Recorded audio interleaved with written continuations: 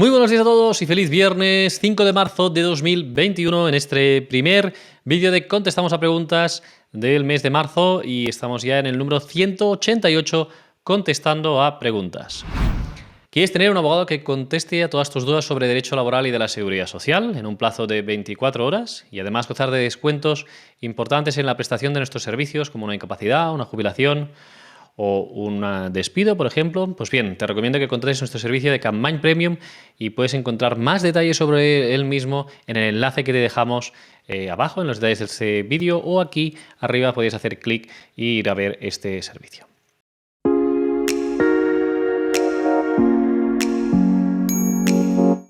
¿Qué tal? ¿Cómo estáis todos? Espero que estéis muy bien en este viernes ya, con ganas de fin de semana y como siempre los viernes vamos a ver pues un poco los contenidos que hemos ido haciendo durante esta semana, un breve resumen.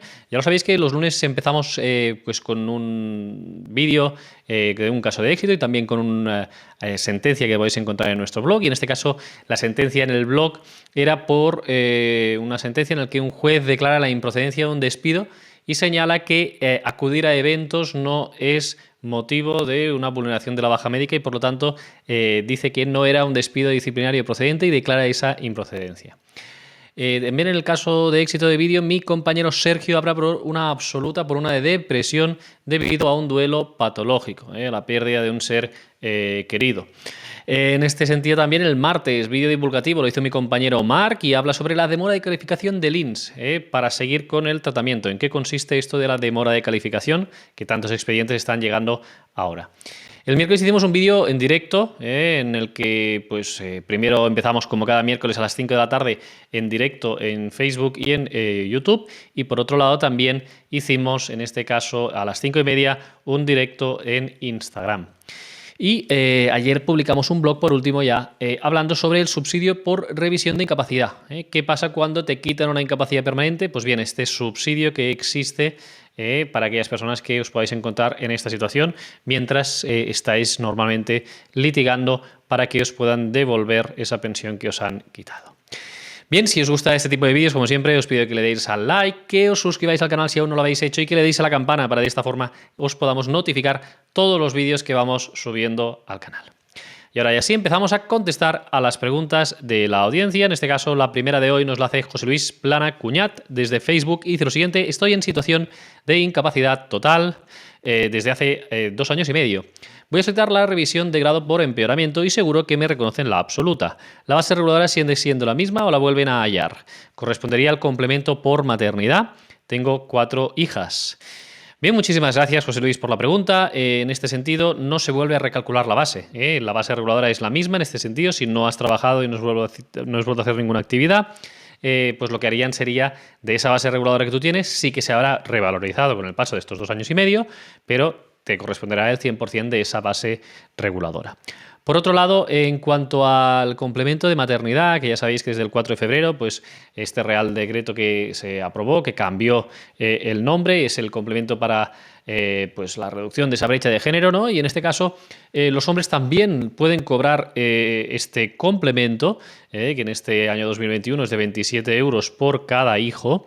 Se puede cobrar siempre y cuando demuestres que en tu carrera profesional sufriste pues, un perjuicio por el hecho de haber tenido estos hijos. Es decir, que hubiera en este sentido una reducción de jornada, hubieras dejado de cotizar, de trabajar, o hubiese bajado la cotización en los meses, pues, en unos meses anteriores y posteriores al nacimiento de tus hijas. Te recomiendo que puedas ver el vídeo que hicimos especialmente y el artículo en el blog sobre este complemento para la reducción de la brecha de género y ahí puedes pues, ver un poco en qué consiste y cuáles son los requisitos para que los hombres puedan cobrar este complemento. Bien, vamos con otra pregunta. Gracias, José Luis. Nos la hace Iluminada Aguado desde Instagram. Dice: ¿cómo tributa un seguro de vida cobrado si la persona tiene 39% de minusvalía? Tengo entendido que los primeros 6.000 el 19%, de 6.000 a 50.000 el 21% y más de 50.000 23%. Y que las personas con discapacidad entre el 33 y 65% tienen una desgravación del 47.858,59 euros. ¿Esto es así? Bien, muchísimas gracias por la pregunta. En este caso, estás refiriéndote a lo que dice la ley del impuesto de sucesiones y donaciones. Cuando es, en este sentido, una persona es beneficiaria de un seguro de vida y tiene un grado de discapacidad, tiene esta reducción, pero hemos de tener en cuenta que en este caso debe ser por fallecimiento, un seguro de vida que cubra el fallecimiento y que los herederos pues tengan esta condición de grado de discapacidad. Es una de las ventajas y efectivamente entre el 33 y el 65%, o el 64%, tienen un 47.000 euros de reducción de la base imponible de este pues, impuesto que se paga por los seguros de vida. Gracias por la pregunta. Vamos con otra pregunta. Nos la hace en este caso Manuel Pozuelo y dice lo siguiente. ¿Es posible que reconozcan una incapacidad absoluta por enfermedad mental a un menor de edad de 17 años y sin haber cotizado? Muchas gracias. Bien, muchísimas gracias por la pregunta, Manuel. No es posible. La incapacidad permanente se puede obtener en este sentido por enfermedad común, por una enfermedad mental, en este sentido, solo si se ha cotizado. Y por lo tanto, si no hay cotización, no puedes cobrar una incapacidad permanente cuando hablamos de una enfermedad común como una patología psiquiátrica. Entonces, en relación a lo que expones, quizá hay una confusión, porque para el tema de la orfandad hay una situación en la que se dice que se asimila esa incapacidad permanente absoluta, que no pudiera trabajar el menor por tener una enfermedad grave, ¿no? En ese sentido, entonces, es una de las situaciones que la ley habla de que se pueda asimilar a esta situación, ¿de acuerdo? Pero no debe confundirse. Que se pueda asimilar no quiere decir que se exija ese requisito porque nunca lo podría tener. En ese sentido, pues un menor de 16 años porque no puede trabajar o, como tú dices, en este caso, un menor de edad, pero de 17 años, por no tener la cotización suficiente en este caso. Por no haber trabajado nunca. Muchísimas gracias, Manuel, por la pregunta. Vamos con otra pregunta. Nos lo hace Ruth Anton Vise y dice: mi esposo español de origen tiene 62 años, de los cuales solo 30 años vivió en España, sin cotizar lo mínimo para una pensión. Ahora quiere regresar y yo con él. Actualmente recibe una pensión por invalidez permanente, pero el país donde vivimos no tiene firmado convenios ni acuerdos especiales de seguridad social con España. ¿Podría mi esposo acceder a la pensión por invalidez permanente cuando lleguemos a España o a algún otro tipo de ayuda económica? Bien, muchísimas gracias por la pregunta, Ruth. En este caso tendríamos que estudiarlo en concreto y ver cuál es la situación, en este caso, de tu marido, pero para poder cobrar una pensión de incapacidad permanente en España se exige haber cotizado en España un tiempo suficiente, que para su edad básicamente serían aproximadamente, para que te hagas una idea, unos 8 años como mínimo. Y haber cotizado, pues como mínimo también, un año, algo más de un año y medio en los últimos 10 años, si es por enfermedad común. Entonces tendría que estar de alta también y es difícil que pueda cobrar una incapacidad permanente, aunque tendríamos que estudiar su caso en concreto. Yo lo que os recomendaría es ver si el país, que no nos lo has comentado, donde tiene reconocida esa incapacidad permanente, permite que él pueda cobrar esta incapacidad en España. Lo habitual es que sí. En España, por ejemplo, si se reconoce una incapacidad permanente, tú puedes ir a vivir al extranjero y España sigue pagando esa pensión en el extranjero, ¿de acuerdo? Por lo tanto, se tendría que valorar esta situación. Lo que sí que se permite también a los efectos médicos es que él, como ciudadano español, pueda pagar el convenio especial a los efectos de tener la seguridad social cubierta. En ese sentido, eso sí que lo podría hacer y tendríamos también que ver un poco la situación de si puede obtener algún otro tipo de ingresos en función de esa pensión que está cobrando en el país de origen. Muchísimas gracias, Ruth, por la pregunta. Vamos con otra. Marta Lisbona dice: ¿lo que se ha cobrado de paro se descuenta de los atrasos de la incapacidad? Efectivamente, si hay periodos coincidentes, en ese sentido, lo que se ha cobrado del paro, de desempleo, de cualquier otro tipo de subsidio, va a ser descontado de la pensión, de esos atrasos de la incapacidad permanente desde cuando se reconozca. Gracias por la pregunta, Marta. Vamos con otro. Alonso Eslava Caro dice: yo terminé de trabajar hace un mes, pero no me llega para cobrar el paro. Me faltan 2 meses. Si solicito la prestación de 52 años, ¿me repercuten los meses que tengo cotizados? Bien, muchísimas gracias, Alonso, por la pregunta. Sí que te sirven esos meses cotizados, pero a los efectos de la jubilación, no a los efectos de cotizar para poder pedir el desempleo luego. No cotizan, solo cotizan a los efectos de jubilación, ese subsidio para mayores de 52 años. Gracias por la pregunta, Alonso. Vamos con otra. Juan José Vázquez dice: mi abogado me comenta que antes de presentar una demanda de incapacidad sería interesante tener un informe del perito. Mi duda es si no sería mejor hacer el informe una vez se señale el día del juicio, porque puede pasar un año o más antes de que salga, y si lo presentamos ahora quizá quede un poco desfasado y al final tendré que hacerme otra vez con el gasto que ello supone. Bien, muchísimas gracias, Juan José, por la pregunta. Efectivamente, tienes toda la razón. Hay muchas personas, muchos compañeros abogados que quizá no son especialistas en derecho de la seguridad social y lo que hacen es hacer una pericial previa a iniciar el proceso. No tiene ningún sentido hacer esta pericial y aportarla en el expediente administrativo. Y la razón es que el tribunal médico ya hace esa valoración. Y si ellos dicen que no, en ese sentido lo que tiene que hacer el abogado es valorar si vale la pena seguir o no. Para ello se puede apoyar de médicos que ayuden al abogado para ver si no tiene el conocimiento suficiente para saber si eso puede tirar adelante o no. Eso está claro. Pero hacer un informe pericial en la vía administrativa no tiene ningún sentido, ¿de acuerdo?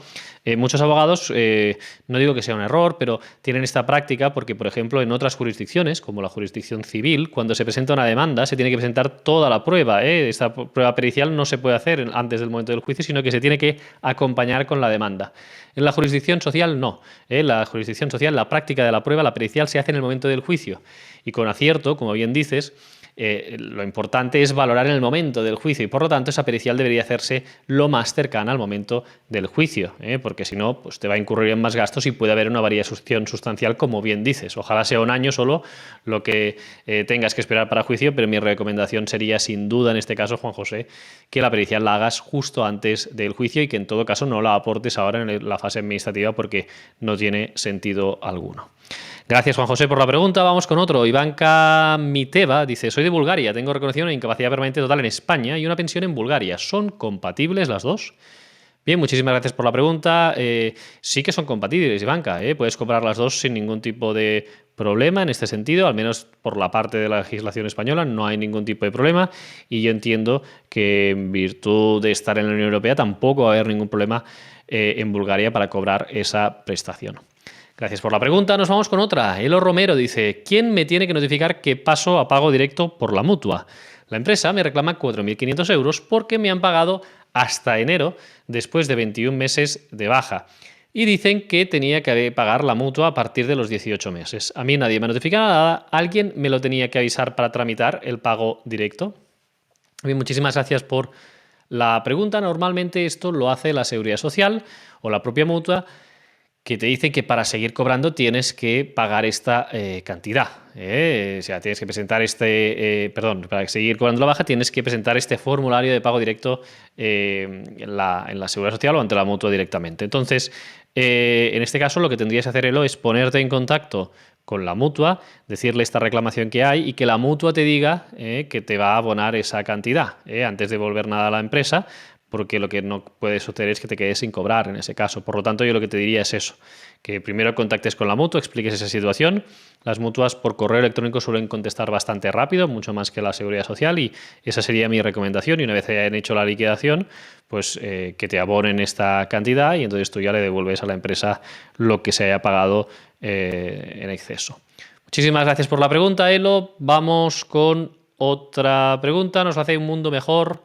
Dice: respecto a la incapacitación judicial, ¿desde qué grado se le impide a la persona trabajar, comerciar y salir del país sin compañía? Y en el caso de que haya una internación involuntaria en un psiquiátrico y luego se derive la persona a un tratamiento ambulatorio, ¿el fallo seguiría vigente hasta que los médicos lo decidan? ¿O la incapacitación es una declaración provisoria para habilitar la acción de internar a la persona? Bien, vamos a contestar a las preguntas que nos formulas. Lo primero, que la incapacitación que tú hablas es una incapacitación judicial, que hablamos de la incapacidad civil en lugar de la laboral, y se diferencia en que la incapacidad civil lo que te hace es limitar, en este sentido, los derechos que tú tienes como persona. No todos, evidentemente, sino que hay una incapacidad civil en tu capacidad de obrar, ¿de acuerdo? Necesitas tener un tutor, puede ser una persona jurídica, una asociación o puede ser algún familiar, para poder hacer actos de la vida, como por ejemplo comprarte un piso, como por ejemplo cuestiones en las que se requiere la firma del tutor, gestionar tu patrimonio, etcétera, ¿de acuerdo? Entonces, En estos casos, quien lo decide esto siempre es un juez, un juez de lo civil. Hay juzgados especializados en este tipo de procesos. Siempre hay también obligatoriamente el Ministerio Fiscal, que vela por la correcta aplicación de la ley, y también hay siempre un reconocimiento por el Instituto de Medicina Legal y Forense, que determina si aquella persona tiene capacidad o no de obrar. Entonces no debe confundirse con la incapacidad laboral porque son cuestiones distintas, que es lo que más tratamos aquí. En cuanto al tema de los ingresos, un ingreso puede ser involuntario, es decir, contra de la voluntad de la persona. Y estos procesos, cuando son así, siempre se comunican al juzgado, ¿de acuerdo? Se comunican al juzgado para ver si es correcto o no ese ingreso. Los médicos harán una serie de informes, también intervendrá el Ministerio Fiscal y el Instituto de Medicina Legal para decidir si eso es correcto o no, ese ingreso involuntario, ¿de acuerdo? Pero también depende de si la persona tiene una incapacitación o no, ¿de acuerdo? Entonces eso es lo más importante. Gracias por la pregunta. Vamos con otra pregunta. Nos la hace Felicidad Rodríguez López. Dice, me caí en el trabajo, tengo el hombro destrozado, pero no cogí la baja por miedo de que me despidieran. La mutua me pagó la rehabilitación y me dijeron que si me operaban iba a quedar peor. Nadie me indemnizó. Al cabo de unos años me humillaban en el trabajo y al final me despidieron. Y cuando quise reclamar, la mutua me dijo que ya no podía hacer nada. ¿Puedo reclamar todavía? Bien, muchísimas gracias por la pregunta. En este sentido, claro, la responsabilidad civil en principio ya no, porque estás en fase de secuelas y esto pues seguramente ya estaría prescrito porque ya hace años que te ocurrió este accidente. Lo que sí que podrías en este sentido solicitar es una incapacidad laboral derivada de ese accidente de trabajo si consigues demostrar en ese sentido que las lesiones que tienen fueron a consecuencia de ese accidente. ¿De acuerdo? Eso es lo que se tendría que estudiar para ver, en este caso, qué responsabilidad podría haber. Insisto, la responsabilidad empresarial quedaría muy limitada en este caso y tendríamos que estudiarlo por fechas para ver qué se podría hacer en tu caso, pero lo más probable es que no hubiera posibilidad de reclamar todavía porque estamos hablando de hace ya muchos años, sí algunos conceptos como por ejemplo la incapacidad laboral. Gracias, Felicidad, por la pregunta. Vamos con otra. Soledad González nos dice, quisiera saber qué significa en mi convenio colectivo en aspectos socioeconómicos para 2021, prestaciones sociales. Dice igual, seguro colectivo de accidentes, 43.284, incapacidad permanente total y absoluta y gran invalidez, 55.172 euros. Muchas gracias por todo. Bien, Soledad, esto quiere decir que, como en muchos convenios colectivos se establece, una indemnización para el caso de que, como consecuencia de un accidente de trabajo, el trabajador le reconozca una incapacidad total. Si te reconoce una incapacidad total, la empresa lo que hace es concertar un seguro de vida colectivo para todos los trabajadores de la empresa y en caso que ocurra este accidente y tengas una incapacidad total reconocida, la empresa te tiene que abonar, o la compañía de seguros te tiene que abonar, en este caso, 43.000 euros. Si fuera una absoluta o una gran invalidez, serían 55.000, el grado de incapacidad. En el caso que no hubiera contratado el seguro la empresa con una compañía de seguros, lo tendría que abonar directamente la empresa. Bien, muchísimas gracias, Soledad, por la pregunta. Vamos con otra pregunta. Nos la hace en este caso Newcat y dice lo siguiente. ¿Qué tipo de retención de IRPF tiene el subsidio por revisión de incapacidad? Si es que lo tiene. Con una discapacidad reconocida de un 40%, ¿se percibiría también la ayuda económica anual?